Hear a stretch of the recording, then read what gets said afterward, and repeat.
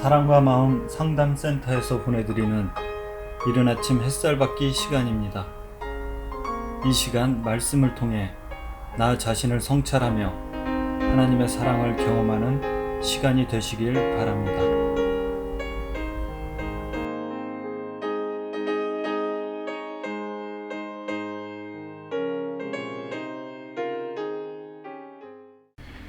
이른 아침 햇살 받기 시간입니다. 베드로전서 2장 우리가 보고 있는데요. 18절부터 좀 보겠습니다. 사환들아, 범사에 두려움으로 주인들에게 순종하되 선하고 관용하는 자들에게만 아니라 또한 까다로운 자들에게도 그리하라. 부당하게 고난을 받아도 하나님을 생각함으로 슬픔을 참으면 이는 아름다우나 죄가 있어 매를 맞고 참으면 무슨 칭찬이 있으리요. 그러나 선을 행함으로 고난을 받고 참으면 이는 하나님 앞에 아름다우니라. 참 이게 어려운 얘기죠. 지금 사환이라고 표현한 것은 이제 영어로 보면 슬레이브, 노예, 종 이런 개념이죠. 굉장히 인간 취급을 받지 못하는 자가 지금 예수를 그리스도로 받아들였습니다. 그러니까 주인과의 관계에서 하나님의 자녀라고 하는 이 상황 속에서 만약에 이것을 잘못 받아들이면 현실을 인정하지 않을 수 있는 그런 상황이 되겠죠. 그러니까 주인들에게 순종이라는 말 속에서 영적 자유를 얻은 자가 육의 현실로는 자유가 없는 노예예요. 종이에요. 그러니까 이제 영적 자유를 육의 자유로 착각을 해서 또 자기 현실을 모르고 순종하지 않고 뭐야 주인이면 다야 뭐 이럴 수도 있다는 것이죠. 근데 그렇게 하지 말라는 거예요. 좋은 주인에게도 잘하지만 자기를 괴롭히고 까다로운 자에게도 순종하고 선하고 관용 있게 행동하라는 거예요.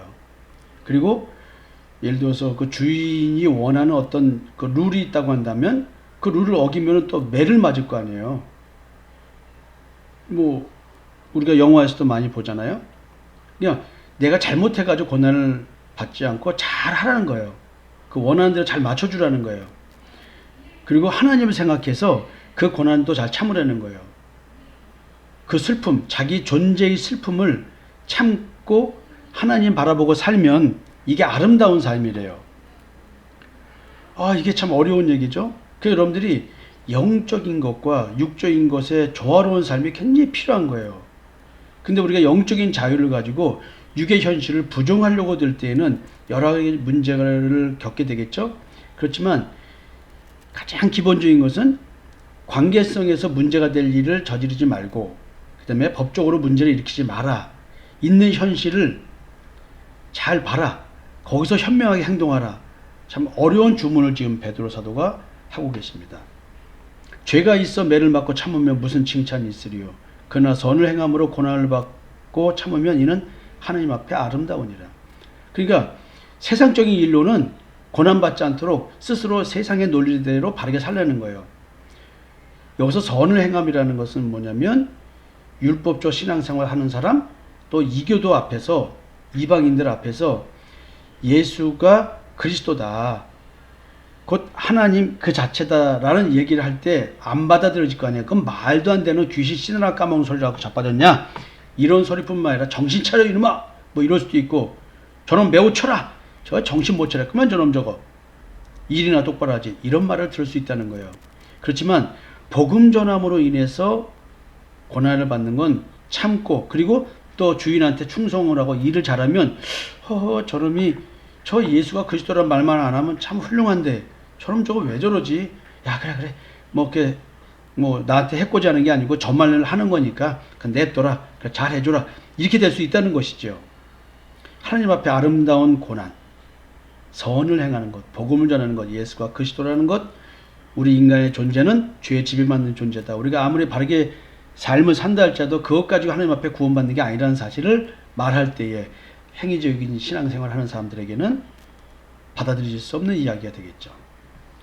또 사도 베드로는 이렇게 이어서 말씀하십니다. 이를 위하여 너희가 부르심을 받았으니 그리스도도 너희를 위하여 고난을 받사 너희에게 본을 끼쳐 그 자취를 따라오게 하려 하셨느니라. 십자가의 죽음과 부활 이 얘기를 하는 거예요. 지금 우리는 선을 행함으로 고난을 받는 삶, 이것이 아름다운 삶이에요. 이를 위해서 부름받았대. 오늘 내가 고난을 당하는 것, 복음을 전하는 선을 행함으로 당하는 고난, 이것이 아름다운 우리의 인생이라는 거예요. 형제 간의 갈등, 부모 자식 간의 갈등, 가족 간의 갈등도 만약에 선을 행함, 복음 전함, 예수가 그리스도는 사실을 전하고 실천하는 삶을 살기 때문에 당하는 고난이라고 한다면 이 삶이 아름다움이라는 거예요. 아름다운 삶이라는 거죠. 이것 때문에 우리가 부르심을 받았다고 합니다. 그래서 예수 그리스도의 십자가의 죽음과 무덤에서 부활, 이 고난, 이것이 내가 예수와 연합됐다면 나도 내 존재가 십자가에 죽고, 옛사람이 십자가에 죽고 육체와 함께 그 정과 욕심을 십자가에 못 박아 죽인 새로운 피조물이 됐다고 한다면 우리는 이런 삶을 살 수밖에 없는 자로서의 변화된 자, 새로운 피조물, 새것, 이게 됐다는 거죠. 더 이상 나를 위해 살지 않고 주를 위해 사는 삶, 이게 이거라는 거죠.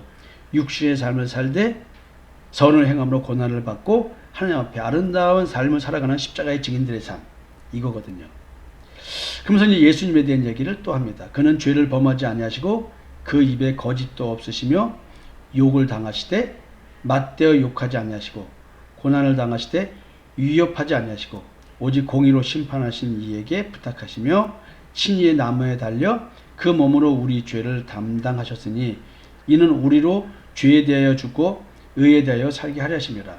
그가 채찍에 맞음으로 너희는 나음을 얻었나니 너희가 전에는 양과 같이 길을 잃었더니 이제는 너희 영혼의 목자와 감독 되신 이에게 돌아왔느니라. 기가 막힌 얘기를 합니다.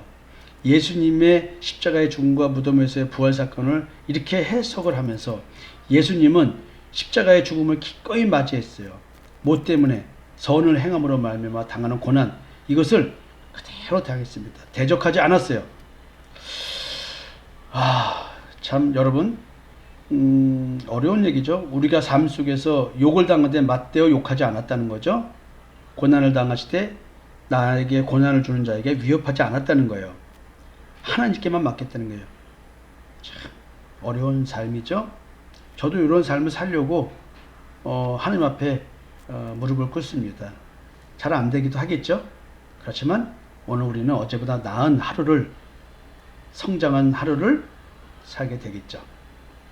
그리고 이제 십자가의 대속의 은총에 대한 얘기를 합니다. 친히 나무에 달려 그 몸으로 우리 죄를 담당하셨도다.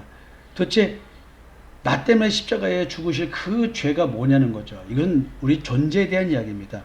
선악을 알게 한 나무의 열매를 먹은 존재로서 본질상 진노의 자녀로 하나님의 진노, 심판 대상으로 태어난 우리들, 그 죄의 저주에서 풀어주기 위해서 십자가 사건을 겪고 부활하셨고, 부활의 첫 열매로 우리에게 보여주셨고, 우리도 그 길을 따라가는 거라는 것이죠.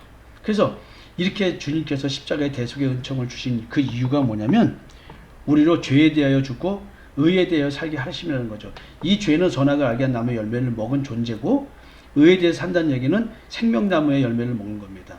자기의 의를 떠나서 믿음의 의로 살아가는 삶, 내가 내 스스로 나를 선하다고 생각해서 내 스스로가 선의 길을 추구하면서 자기의 의를 추구하는 이 양심의 악에서 벗어나는 거죠. 그가 채찍에 맞음으로 너희는 나음을 얻었나니, 우리가 이제 율법적 신앙에서 벗어날 수 있는 것, 십자가의 대속의 은총을 믿는 믿음으로 말미암아 가능하다는 것입니다. 그전에는 율법적 신앙생활이 하나님이 원하시는 의인 줄 알았는데 그게 아니라는 거죠. 우리는 하나님께로부터 나온 의, 그것은 자기의 의가 아니라 예수 그리스도의 십자가의 대속의 은총을 믿는 믿음인 것입니다. 여러분들이 이런 말씀을 알고 오늘 하루도 내가 양과 같이 길을 잃었던 내가 이제 영혼의 목자이신, 감독 되신 예수님께 돌아온 오늘 하루, 기쁨의 하루가 되어야 될 것 같습니다. 비록 복음이라고 하는 선을 행함으로 고난을 받는다 할지라도 그 고난은 오늘 하나님 앞에 아름다운 삶입니다. 오늘 하루 아름다운 삶을 살지 않으시겠습니까?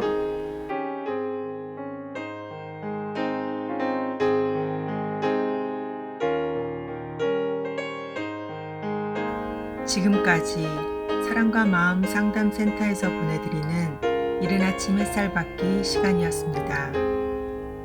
오늘의 말씀을 통해 세상을 이길 수 있는 믿음 안의 삶을 누리시는 여러분이 되시기를 기도합니다.